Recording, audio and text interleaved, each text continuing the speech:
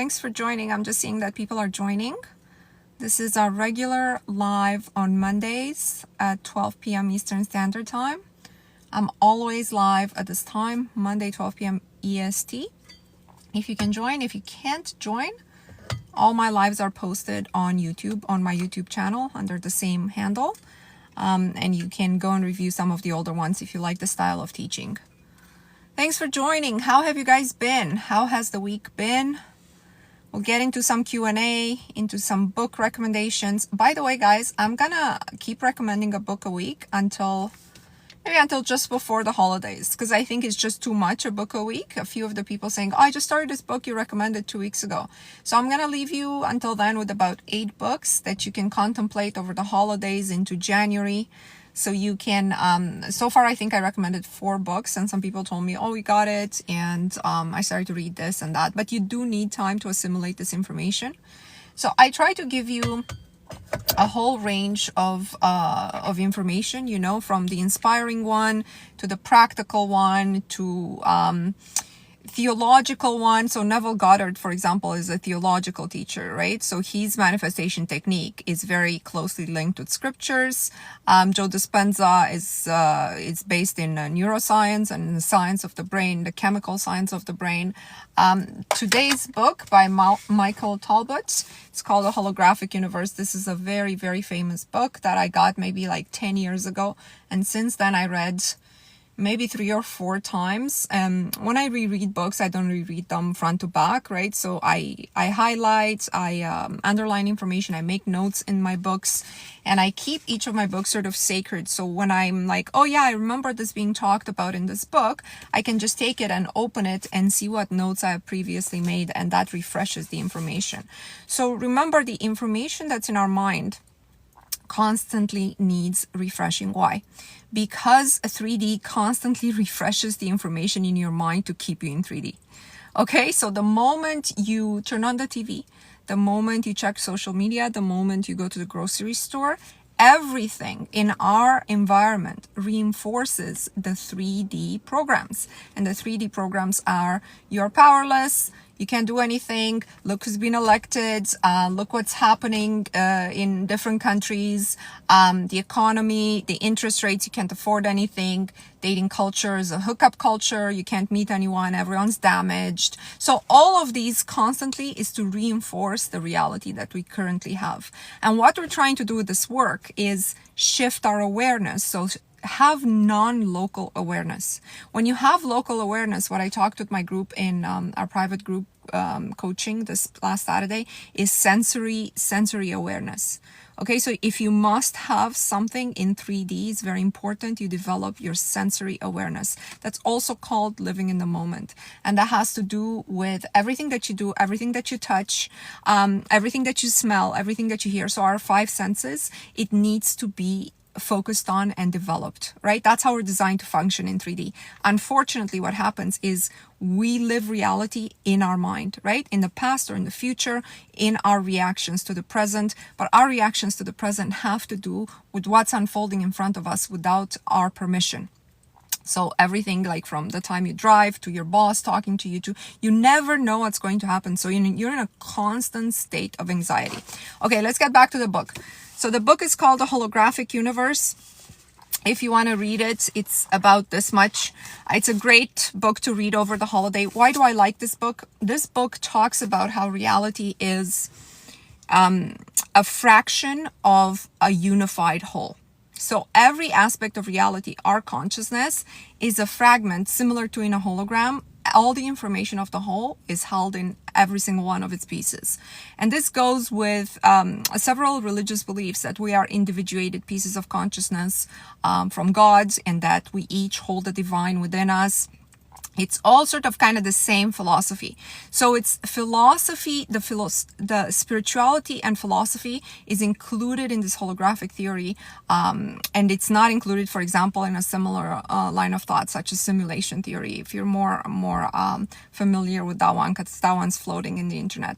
This one is much better, okay? This one talks about how, because reality itself, it's sort of a 2D plane, and from this 2D plane, a 3D projection is created based on projection of consciousness, not just yours, contrary to what they tell you in TikToks, that you're the one who projects everything. It's not just yours. It's a lot of collective consciousness, and in your own personal life, you have the choice to affect reality based on training your consciousness a certain way to resonate with the unified field. So it's not code, uncode, reading code information or all data, which is the simulation theory. This is more mystical than that. And under this theory, a lot of the mystical experiences that people have that are not explainable by science. So for example, spontaneous healings, for example, remote viewing, for example, telepathic communication, all of these fit very well with the holographic model of the universe. And it's very important that you steep yourself in this information. It's not enough to read a book and then put it on the shelf. What you have to do is you have to contemplate as much as possible on how reality works this way versus the way that you're being presented every single day. So it's not enough at the end of the day to do a 10-minute meditation and end your day and be like, yes, all my wishes are fulfilled. No, you have to constantly contemplate the way that reality functions is different than the way your senses tell you, right? So when people come to manifestation and when you desire something, let's say you desire something, marriage, a husband, a house, a car, new job, you desire something, a healthier body, a thinner body. When you desire this thing, your mindset is in, I am going to acquire this thing. I am here to do this work to acquire this thing. And of course, it never comes to pass, because what happens is you are one with those things. You're trying to acquire that which you already possess. And because the brain clicks into that is separate from me and I don't have that. Is it lagging, guys? Somebody's saying it's lagging. I hope not. Anyways, it's the recording will probably not be lagging and it will be posted. So I'm just going to continue here. 1 second. Let me just move something in case. Okay, it's not lagging. Thank you, Kathy. I guess it depends in which country you're at. Okay, let me summarize this. If you haven't yet gotten your manifestation, whether you want a husband, whether you want a job, your body, sum of money, a house, a car. If you haven't gotten it, check within your subconscious mind whether or not you see your manifestation as something that you need to acquire. If you see it as something you need to acquire, it's probably not coming soon. The whole summary of all the teachings that you see, the Neville, the religious teachings, everything that tell you, they all tell you you are one with this thing. So you can't acquire something that you already possess. You can't do that. If you already possess it, if you're a fraction of the unified field, you already possess it. And your whole work is in, like this queen is saying, or sorry, maybe you're a man, or like this person is saying, is to remove the separation of belief, the belief in separation. Remove the separation belief, because there is no separation. That's where the whole work is. And in order to be able to do this work, what you need to do is have your constant awareness, not just on the thing desired, right? Not just on the thing desired, on the fact that reality, the way you've understood it, is a lie. Like the model of reality under which you've operated and which you have been trained to perceive is not the way reality works. That's where the work is. The work is in convincing yourself that it's not proper to think of reality as external from you. So again, the book for this week, The Holographic Universe by Michael Talbot, and Reality is Malleable. Those are the ideas from this book. Is based on quantum physics. Neuroscience is based on the ideas of David Bohm. If you guys know him, he's a famous, he used to be Einstein's protege, really, really major physicist. And each part of our reality is contained in the whole. I made some notes here for you guys. So reality, again, has nothing to do with space and time. And if you get to contemplate and to realize that reality is malleable and you're part of a unified whole, the space and time will actually dissolve. And all the mystical experiences that people have will be easily explained. Somebody's asking me to show the book again, The Holographic Universe by Michael Talbot. This was published maybe 20 years ago, I want to say, at least 15 years ago, because I had it for like 10 years. Therefore, limitations are just constraints of the mind. And if you remove the limitation, and if your consciousness learns how to exchange information with the unified field, then you can effectuate, in theory, every single change that you desire to effectuate, right? As long as you don't think of this change as something that you need to acquire. You're not acquiring anything. Drop that idea that you're here to acquire things. You're not here to acquire. You can't. The moment you're thinking, I got to get this, you're not getting it. You're not. You're separate from it. And he gives, in this book, it has a lot of examples of people who have been successful in connecting with the field. Again, these are all researched. It's all based in science. This is not really philosophy. And he's talking about the story of this real person who had, I think he had cancer, and he had several tumors the size of golf balls. And he used this line of thought, and they did a group prayer for him, in which he said he had this mystical experience of this light coming and dissolving everything that was wrong in his body. And he had this spontaneous, within a week, there was no trace of this golf balls inside his body, right? So, of course, the medical science, we know from medical journals, there is a lot of unexplained healings that our science and our medical science says this shouldn't have happened. It couldn't have happened. It was too advanced. But, we have to concur that it did happen, and we're just going to move on. They never, kind of spend the time to think about it, because there's nothing to think about. There's nothing to investigate. And this person, whose name was Tom, is describing this light coming over his body, literally from the group of people who were praying for him or doing some kind of projection of consciousness. And he didn't do anything. He didn't try to heal. He thought he was just within a group of people praying for him. And he was in this altered state of mind where he could sense this light affecting his body. Like, he didn't know what results he was going to get. And when they checked him, he was completely healed. And again, it's medically documented and all of this. And this makes sense in the holographic universe, right? If we recognize ourselves, our body, everything that's matter is just a pattern of energy. And those golf balls, tumors, were patterns of energy as well, which can be changed, they can be dissolved, they can be reorganized, or here's the problem, right? With more distorted thought and more negative thought, they can also be increased, right?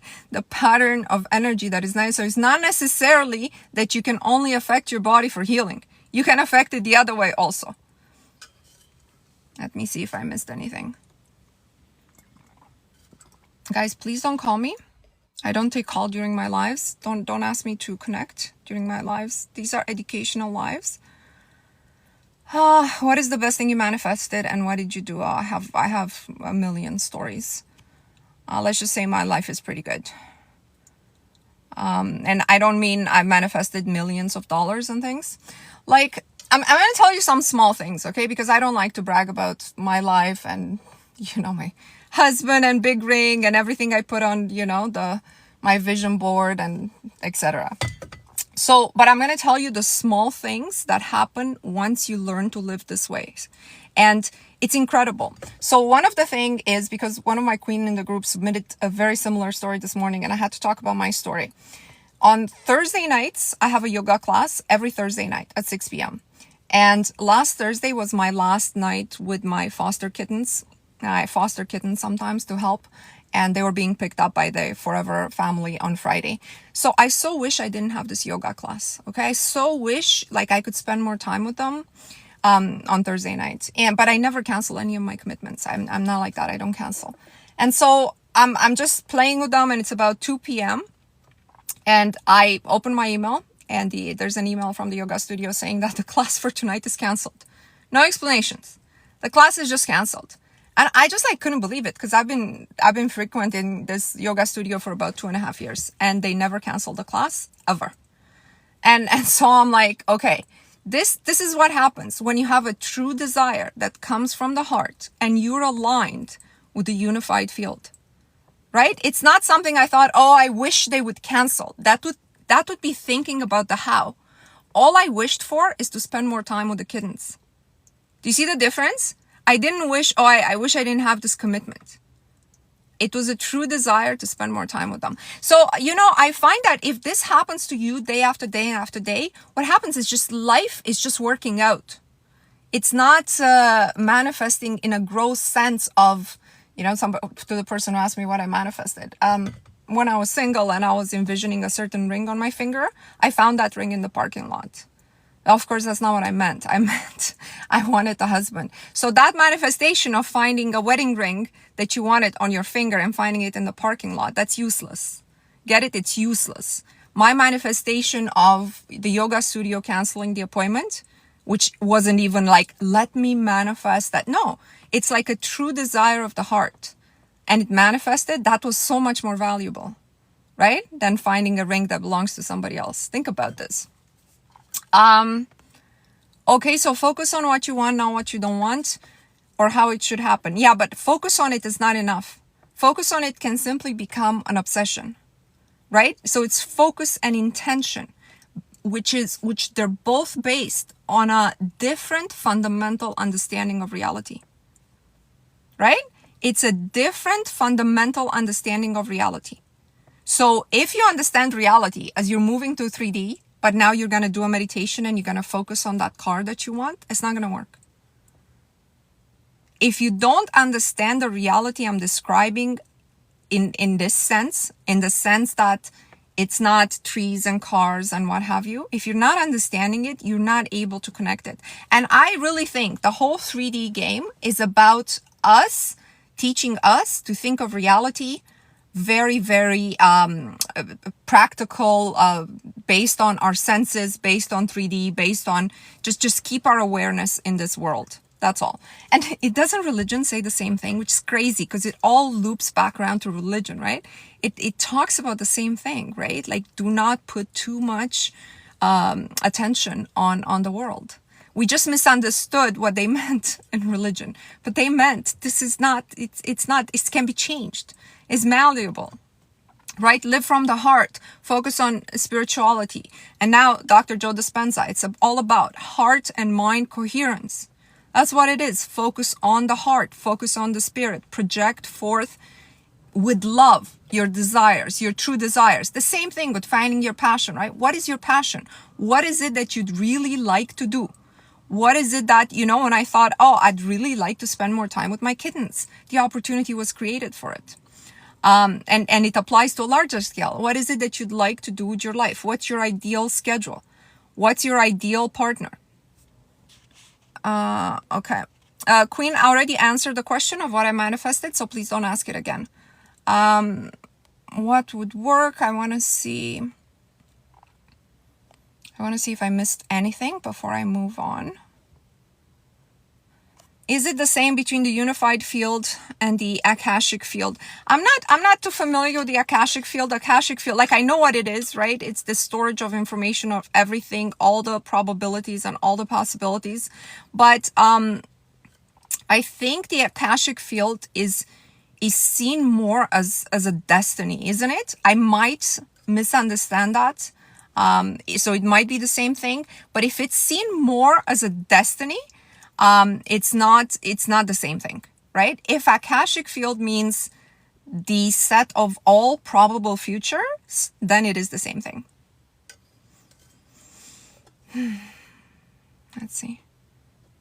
Renea says, does having anxiety make it harder to do this? It should make it easier, Queen. Let's talk about it. Having anxiety and manifesting your desire. What is having anxiety? Let's see how you can spin a negative into a positive, and what you consider a flaw into an asset.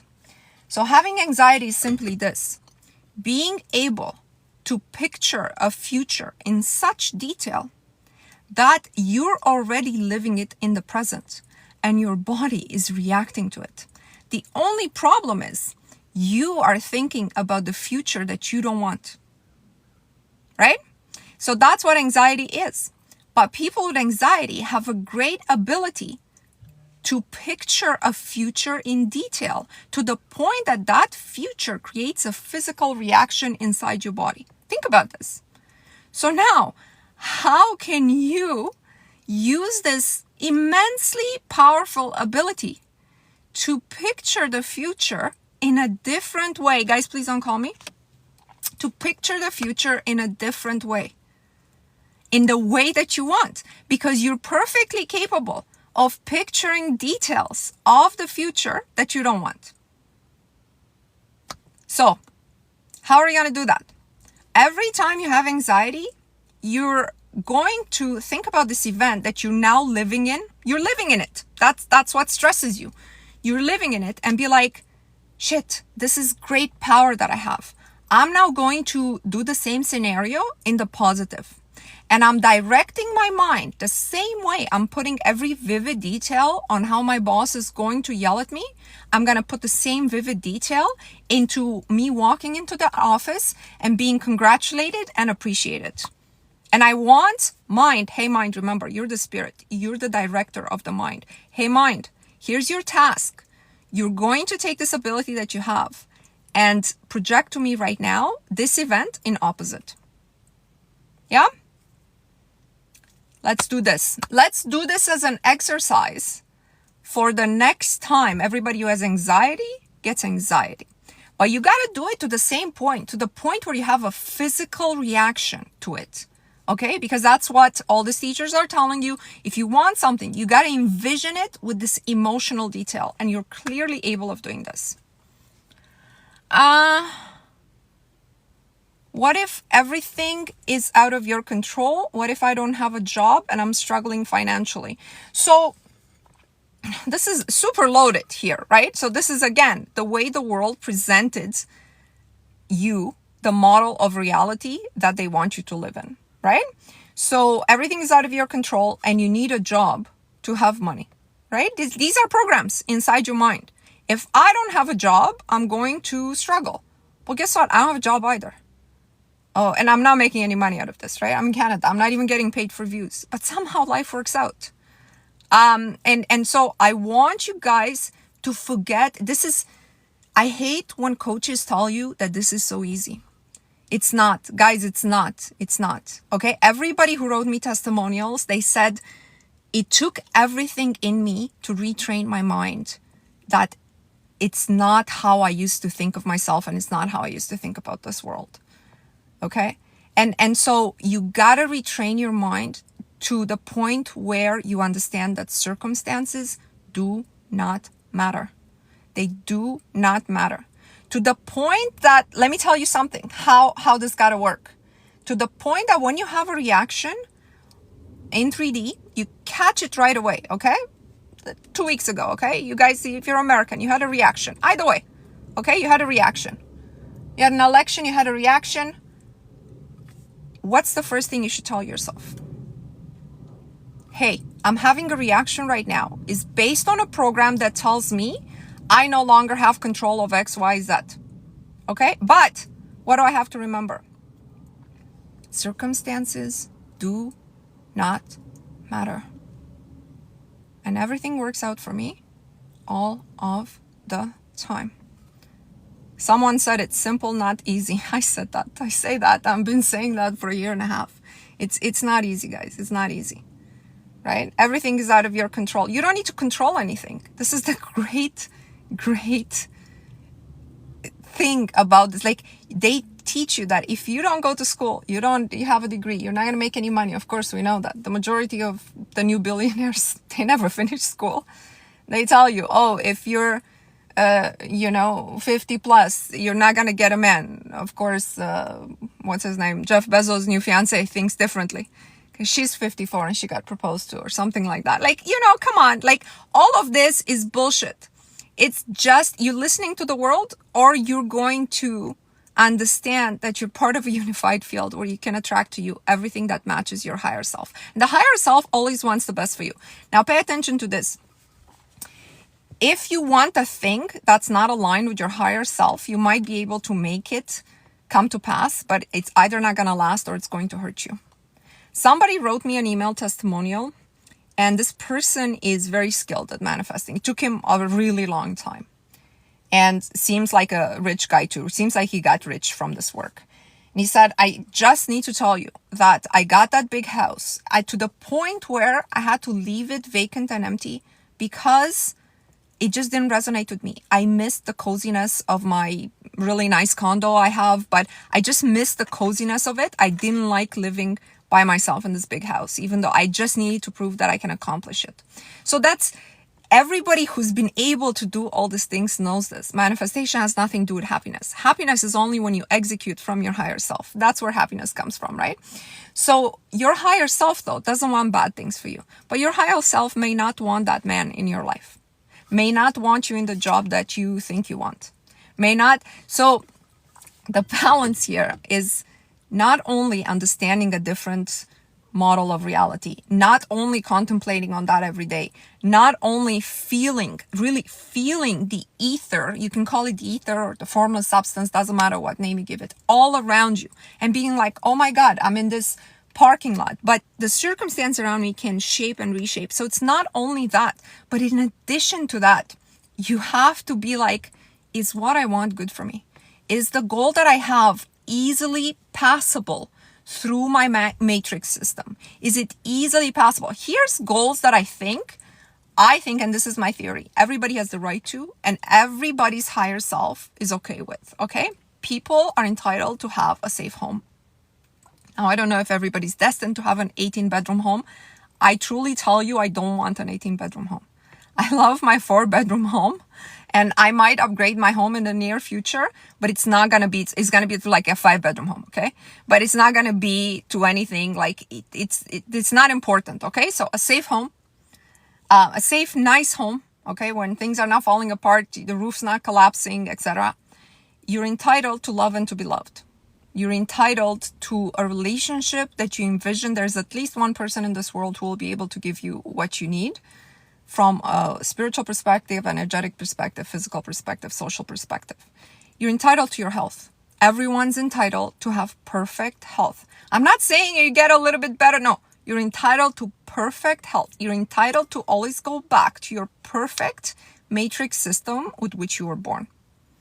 Okay, so, and anybody's entitled to pursue their higher passions.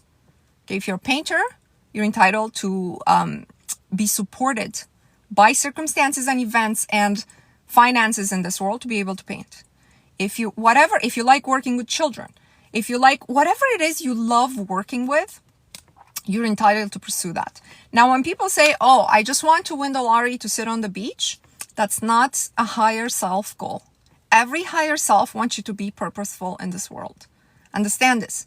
If you're looking to just escape doing anything in this world, you're sick of this world, the game is not going to return to you. Because the purpose of consciousness, the game rewards those who increase consciousness, who give experiences back into consciousness. Consciousness is always looking to grow. And consciousness, unfortunately, grows through both love and pain. So if you are looking to stay away from experiences, looking to just have everything paid off and you stay in your house and nobody bothers you and you're not doing anything, you're not going anywhere, you're not helping anybody, you just want to be left alone, it's probably not going to happen. Probably not going to happen, because then you're useless to the game, to the simulation, to the unified field. What use do you have? What's your purpose then? I want you to think about this. For everybody who says, I get paid to exist, be careful you don't end up with Social Security and be paid to exist. Okay, I don't want to be paid to exist. I want to be paid for my contribution in the world. How to know if the path you are taking is the right one? Only you would know that. That's between you and your higher self. You have to do a lot of work on yourself. A lot of work to find that out. And you have to try different things in the process. New comes, greet and now come. Sorry, I don't understand this. I want to see if I missed any questions. So, I think maybe just put your question again, because I finished ranting on the subject. Do we have to be useful though? Yes, you do. hang on a second. You have to be useful to the game. Not necessarily to other people. I love to be useful to other people. I don't want to be useful to the game by creating painful experiences for the game to learn from. And me always being used and hurt. Okay? You got to be useful somehow. So remember, you contribute to the growth of consciousness through love and pain. And love has all the derivatives, right? And pain has all the derivatives, right? And so it's up to you how you contribute to the game. If you don't want to be useful, you might find yourself in a lot of painful situations.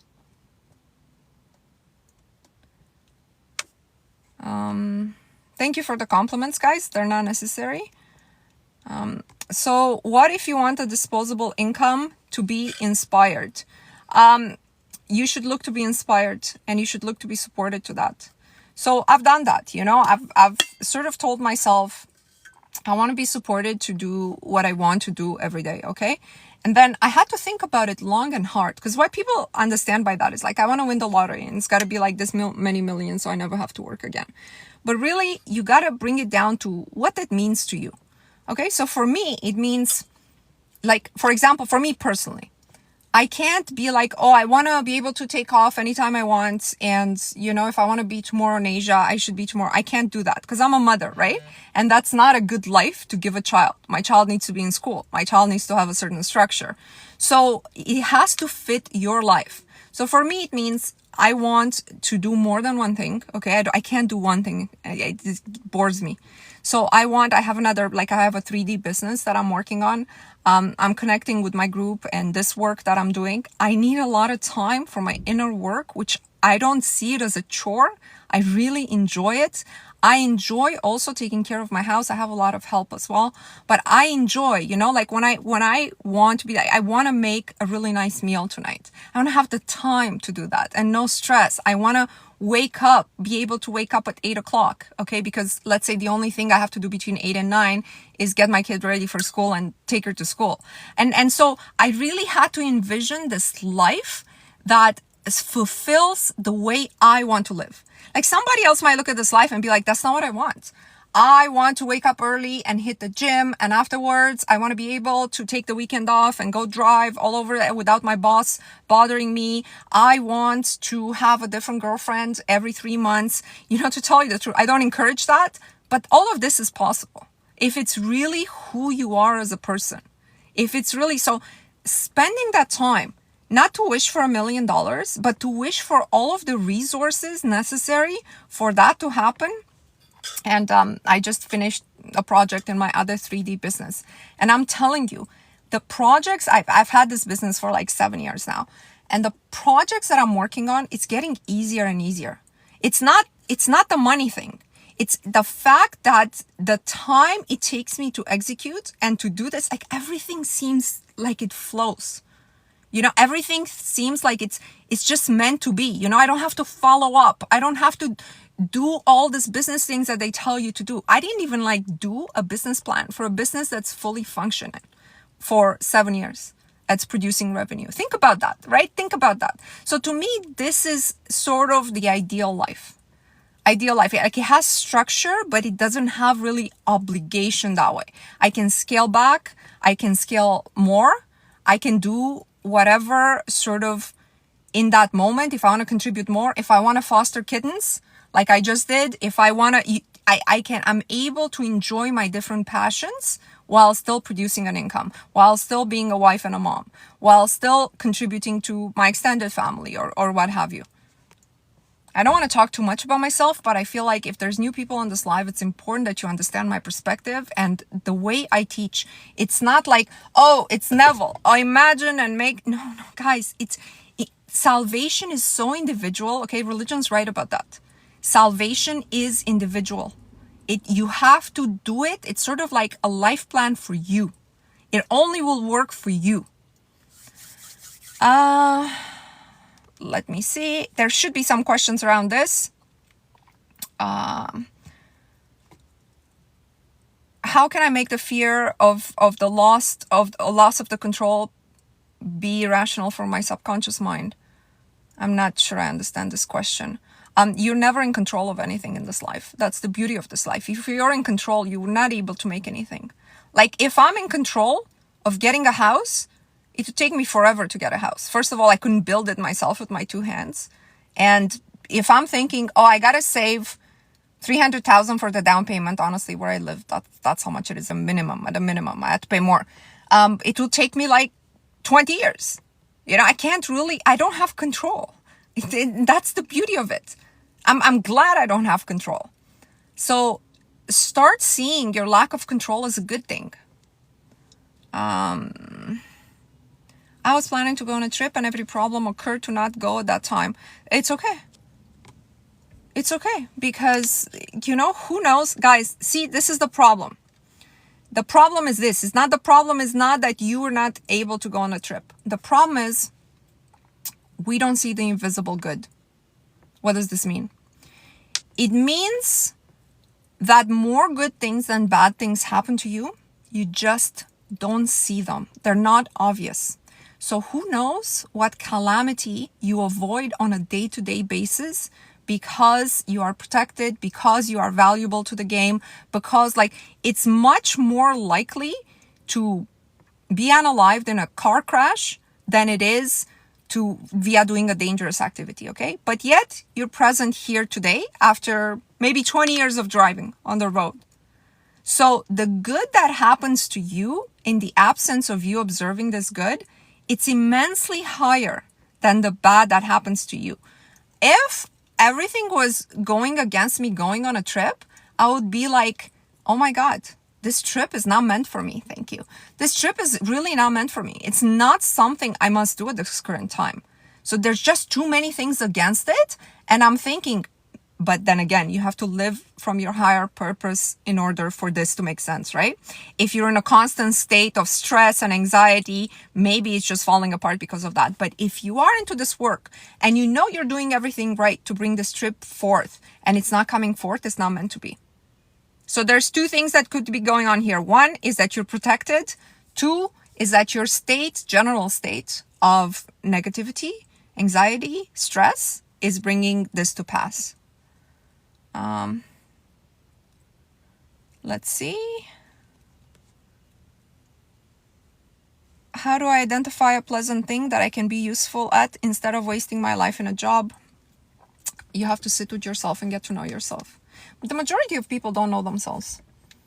You know what I mean? You really don't know. You don't know what you want. And even if you do know what you want, you don't act on the true sense of inspired action that you have. So for example, this is very obvious with dating these days. Okay, you go on a date, sounds promising, you see a red flag, you don't address it though. I can't get somebody perfect. You know what I mean? But the intuition was there for you to say something or for you to be like, hang on a second, I don't think this would match my life. I have a friend, she's not a close friend, but she's more like the daughter of a friend of my mom's.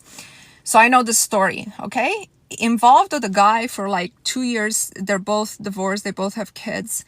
In 2 years, she hasn't met his child. And his focus is only on his child. He's a super dedicated father. And she uses this as an excuse to cry and to be sad and to her needs are never met, right? Because he's always just like having her on the side and he's just busy. He's loyal to her, okay? So, but he's loyal to me and when he has time for me. But hang on a second. You're not happy because that's not what you need. You're the type of woman who needs to be a man's priority. And because you're not getting that, you've been miserable for 2 years. And you keep saying, oh, but he's such a good dad. He's such a good human being. He's such a high earner. Does he pay your bills? No. But he's a high earner. He knows what he wants in life. So all of his positive qualities, the fact that he's a high earner, the fact that he's a good dad, none of this have any benefit for your life. So sometimes, you're not able to, when you're saying, oh, how can I live my part? You can't if you don't make the decisions that feel good to you. And it's impossible for you to make the decisions that feel good to you if you can't even eliminate the things that feel bad to you. Do you understand? The way you use your mind to rationalize things, oh, he's a good dad and he's a high income earner, but that's a reason to admire a man, not to be with a man. Hello? Right? So until you analyze your life, you come on this life and you say, Hey, what's my highest purpose? How would I know? How would I know what your highest purpose is?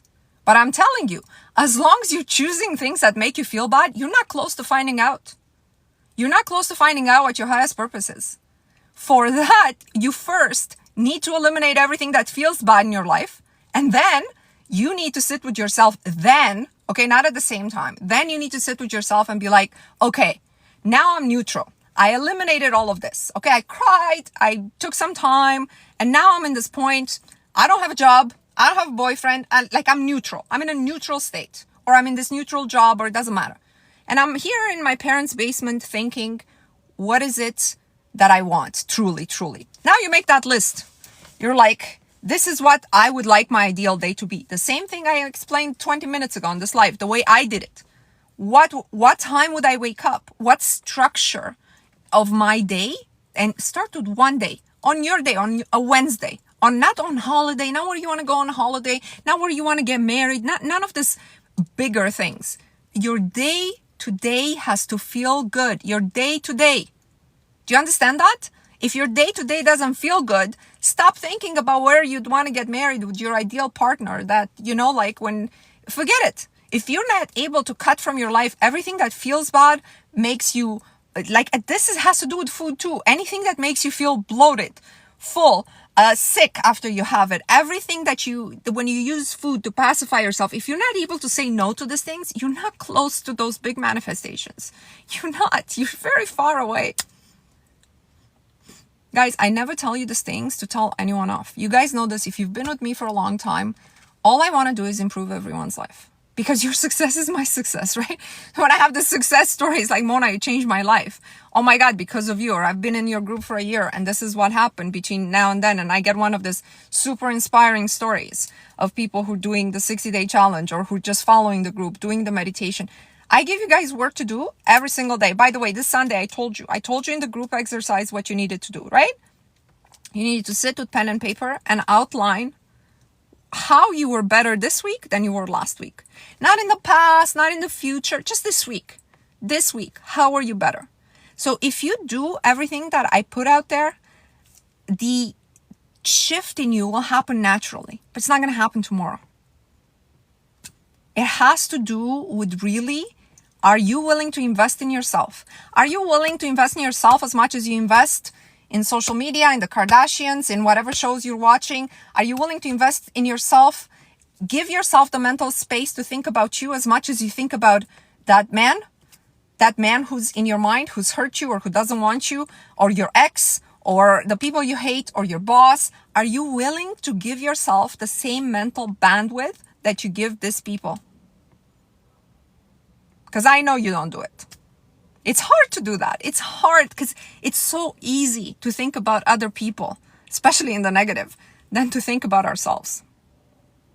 Why is that? Why do you think that is? I think the system is just designed this way. It's so designed to steal our attention. It's designed this way, right? Because if we had attention and awareness and we're always able to connect, maybe just this game would not be interesting to the designers. I don't know. To the people, to the game administrators. I don't know. Maybe we wouldn't be so interesting to watch, to look at. Or like, yes, we are you. And we can create a beautiful life. And, like in the movie The Matrix, when the machines are telling them, Agent Smith is telling him, saying, at first we tried to create the simulation with everybody having a wonderful life. And it was a miserable failure. Everyone committed, It's interesting to think about that sometimes, right? Because the whole game needs to be reset every time there's a high increase in consciousness. It's proven, right? Like, we don't really know how these things were created, like the pyramids and all of this artifacts that we know, like the old civilizations, we're thinking they couldn't have done that. But I think maybe every time we go too high, it's like, the game is not interesting anymore. I hope I'm wrong. Just like, sometimes my mind goes there. Let's see. What do you have here? How is the lack of control good? Can you give me another example in relationships? The lack of control is good in trying to make something happen. If you have to remember, the lack of control is only good the control is only good in regards to your own person. The only thing you have to control in this life to get the results you want is yourself. you have to be very controlled. Very controlled in your reactions, very controlled in your inner and outer world, right? The outer can be faked. I can be fake polite to somebody, okay? But only for a while. Only for a while. I can pretend I love somebody, I don't know, to get his money, but only for a while. I can't do it forever. So when you control yourself, though, from the inner, and you're like, I want to be this type of person, and that's my only point of control, I don't need to control anything else, right? Because like if my focus is on contribution and my focus, like truly, that's what it is, I will be given the resources without my control to effectuate this. But it has to be really who I am. It's not for everybody.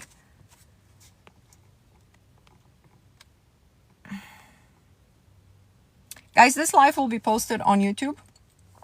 All my lives are posted on YouTube. I'm only live 1 day a week, and that's on Mondays at 12 p.m. Eastern Standard Time.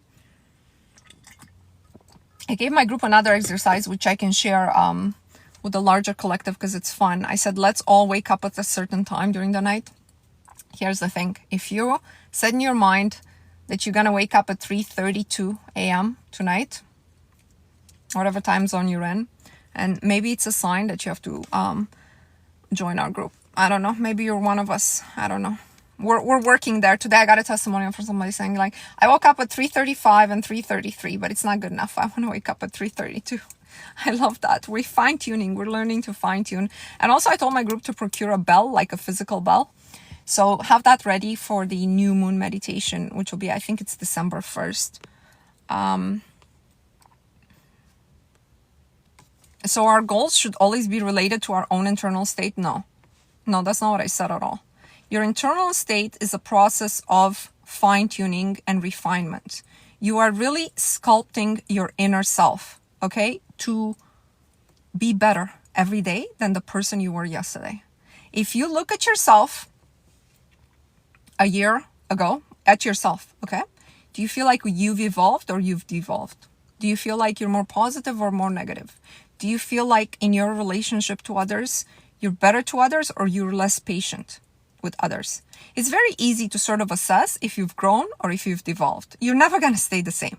If you look at yourself from a year ago, you're not going to be the same person today. The only question is, are you a better person or are you a worse person? If you want to be part of my work, the link is in my bio. So in terms of your goals, you can have really high goals. That's fine. Like you can have a goal to become a world famous singer. That's not a problem. It might not be aligned with the you today, but you have to assess where you're at today in relation to this goal. And sometimes because you see too much of a distance between you and this goal, you can lower your goal to something in between that's still a step to going in that direction, but you don't have to. You can keep this goal as long as you constantly work on your inner self to refine it towards that. So for example, a lot of queens in my group, they want to get married. So Joe Dispenza has the best exercise for this. And this is what he says. Your goal is to get married. So your inner state, you're not aligning your goal to your inner state. Because maybe in your inner state, you're feeling low. Your self-esteem is low. It's not the goal that you're aligning to your inner state. What he suggests you do is you list all the qualities that you want the person to have, all the inner qualities, from personality traits to character traits to how you want them to treat you. Okay, so you list that on a piece of paper. And then on the other side of the paper, you write, how can I become this person?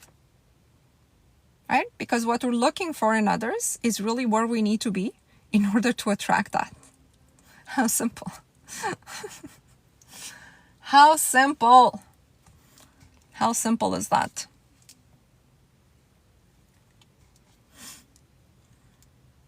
I tried your exercise on getting additional $1,000 each day. It's fun to really think about that. Yeah, and you get uncomfortable after a while, don't you? The exercise is from the movie or the book The Secret, or one of its sequels. And it's like you get $1,000 today in your mind, and then you get $1,000 more each day, but only if you're able to spend the amount you had yesterday. And you need to spend it all. You can't be like, oh, I saved it. You need to spend it. So $1,000 is easy to spend. Tomorrow you got to spend $2,000, then you have to spend $4,000, and then so on. And I think like I began to sense myself uncomfortable around $64,000. I felt like, my God, I'm going to spend $64,000 today. Like, and that's not while having $1 billion. That's like trusting that it's going to be double tomorrow. That's why you have to spend it. So that's an exercise in circulating money energy. You're circulating it, right?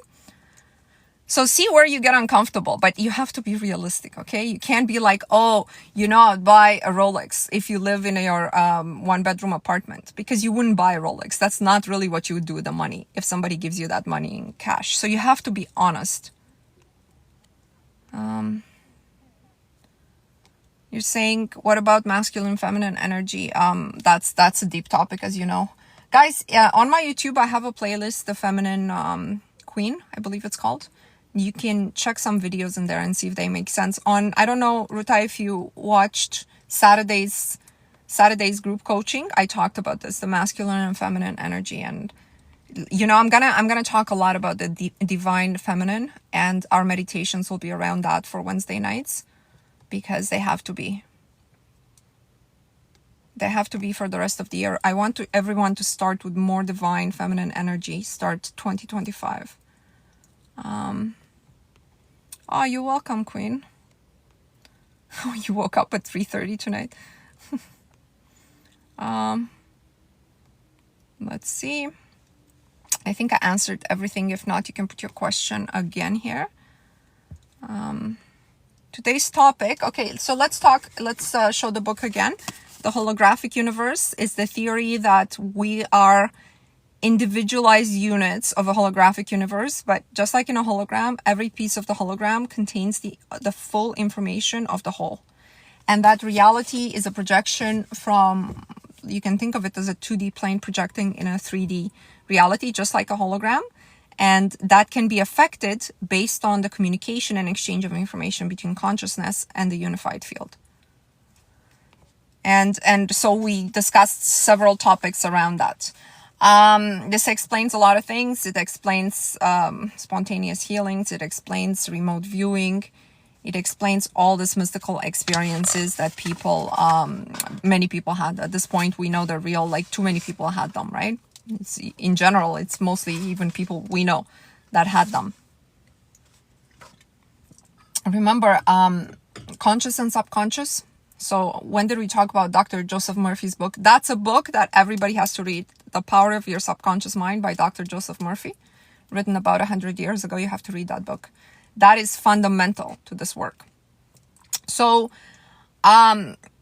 basically, the difference between conscious and subconscious is the conscious instructs the subconscious, and it's the subconscious that connects to the unified field and executes the circumstances and events that are required for you to take you close to your goal, or to take you in the direction of your goal, right? But remember, because it's a road between now and your goal, what happens is you may be along the way, but you may lose momentum if you're distracted by 3D, okay? And I guarantee you that everybody that is contemplating a world event that they have no control over, okay, like we had this last 2 weeks, if you're in that state, if one of those people are manifesting something or thinking of something, that huge distraction in their energy field, it's like a huge clinch in their armor. Like, you almost have to restart, right? I'm telling you, just so you know, if you feel debalanced, it's because a change in the collective consciousness can debalance you. Be careful of that. The Power of Your Subconscious Mind, required reading. And then he gives this example in this book about how the subconscious, like, you are like a passenger in an airplane, okay? And the airplane you boarded the airplane to go from where you are now to where you want to go in life, towards your goal. And so you're not flying the airplane. You're sort of passive, right? You took inspired action to take the plane to get from, USA to France. But if you get up from your seat and walk into the cockpit and distract the pilot, you're not going to get to France. And what we do in our day-to-day life is that on a constant microsecond, times a million times, well, actually not a million times, we have about 60,000 thoughts per day. How many of those thoughts do you think go into the cockpit and distract the pilot? How many? Don't even think about that. You might get scared by the answer. Okay? So if you boarded the airplane, if you feel like you're on your way to your goal, you're doing everything, do not bother the pilot. You're not the pilot. You're not the pilot. Yeah. So the airplane, instead of going to France, is like, that's what you're doing. And you're like, I didn't get my manifestation yet. Well, of course you didn't. How could you have? Too funny. Yeah. So, mind regulation is the key. You got to do regulation of the mind, not just in your 60 or 30-minute meditation. It can't just be that. It has to be during the day. You have to catch yourself. Like, you have to catch yourself asking yourself, you the observer of your thoughts, and be like, I'm not these thoughts. I'm the person that's observing these thoughts. And this is very different than being the thoughts. So I'm observing these thoughts, and I'm not going to let myself get carried away by this one thought or this two thoughts or this. I refuse. I just refuse. And if you do this first 5 times a day, then 20 times a day, then eventually those thoughts will subside. Eventually they will be replaced. And this is what they call in neuroscience actually developing new neural connections. That's what Dr. Joe Dispenza's work is all about. It's physical in the brain, right? Neurons that fire together wire together. It's if you do it enough time, they will rewire, but they won't rewire with your first meditation. Come on. Look what this person says. I did meditation every day for 2 hours a day, and now I have superpowers. I'm glad to hear. How long will it take? I get this question a lot. It depends where you're at. Everybody's at a different place in their life. Everybody has a different set of past information that they have to overcome. Everybody has different limiting beliefs. Even though the larger theme may be the same, like self-esteem, and it's all so individualized. Do you recommend any guided meditation? I put one in the group. That's, I found it really good. I think it was called Access to Higher Consciousness, but I don't remember by whom, but the link is in my group. How long have you been consciously manifesting? I got back seriously at this. I was manifesting not consciously when I was a child. Looking back, everything I wanted kind of came true. Even lies that I told were coming true. Then I kind of fell into the world. And I got back into this when I discovered Abraham Hicks, which was just a step in my journey. I'm not into their teachings right now. And actually I differ. I don't agree with everything they say. So that was in about 2014. And that's sort of when, I asked for a certain sum of money. It came to pass. I asked to change from my 9-to-5 corporate job to my own business. That happened.